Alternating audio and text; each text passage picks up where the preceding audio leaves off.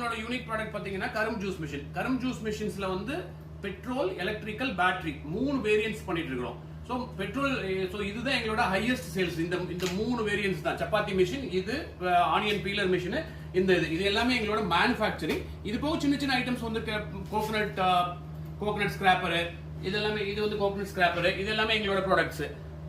So இந்த ப்ராடக்ட்ஸ்க்கு எல்லாத்துக்குமே நாங்கள் வந்து ஃபுல் ஃபிளெட்ஜட் கேரண்டி கொடுத்துருவோம். மற்றதுக்கு எல்லாத்துக்குமே வந்து எங்களோட டீலர் சப்போர்ட் இருக்கு.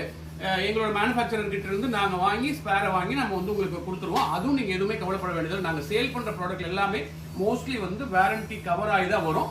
ஒரு சில ப்ராடக்ட் மட்டும் வாரண்டி கவர் ஆகாமல் வரும். அது நெசசரி.